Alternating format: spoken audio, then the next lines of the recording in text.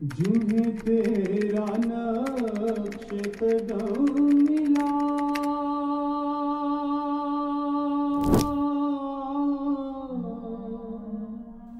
बीमारी वो चीज़ है जिसका बीमार और आदत करने वाले दोनों को इत्तला, दोनों को पता है बीमारी।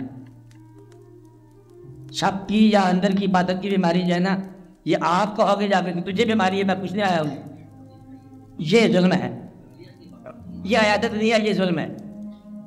ये तबलीग नहीं है, ये बगावत है।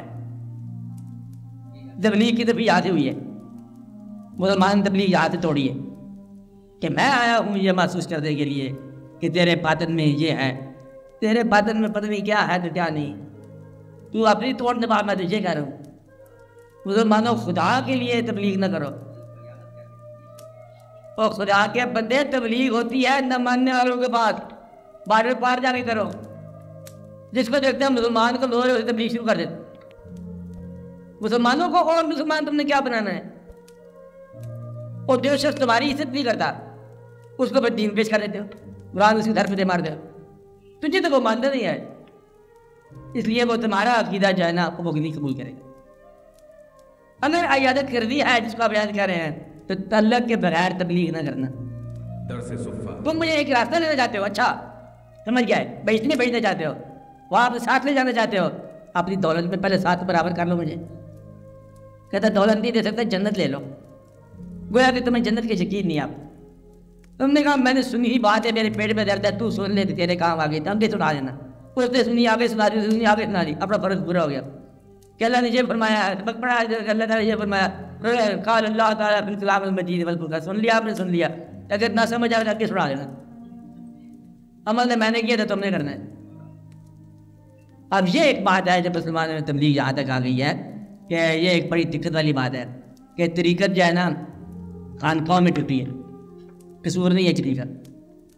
और ये जो मकाम है तबलीग का, ये मस्जिद पर पहुँच के टूटा कि कुरान पाक वो जो कहता है अल्लाह ताला अंज़लना हाज़िल कुरान वला जबल रहता, और यहाँ सर इतना है इसका।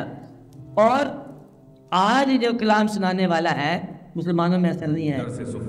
अल्लाह का सच्चा कलाम, यानी कि झूठा आदमी अगर सच्चा कलाम भी सुनाए तो असर नहीं, बंदा झूठा है, बात सच्ची है, बात सच्ची है।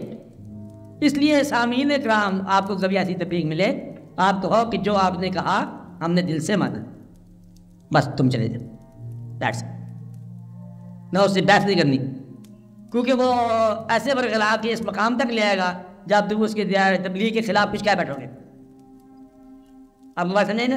और यहाँ आके वो ये करता है, बंदा बीमार है, उसे को कहना का बात कहता है, वो नहीं मानता, उसे आगे वो हुक्म सुना दो, अल्लाह ताला ने ये फरमाया बीमार को। अगर इनकार कर गया जिम्मेदारी तुम्हारी हो। बीमार आदमी को नमाज का ना कहो, ना कर गया तो तुम्हारी जिम्मेदारी हो। बीमार को पहले दवाई का कहो, दवाई ला दो उसको, अब बाकी उसमें बात नहीं सुन लेना। तो ये जो है ना तबलीग एक खौफनाक अंदाज के साथ, सुनाती बात है। मस्जिद जाते ना आप, जो मस्जिद नहीं गया उसके लिए तो बात नहीं हो रही खैर से, तो किसको बात सुना रहे हो?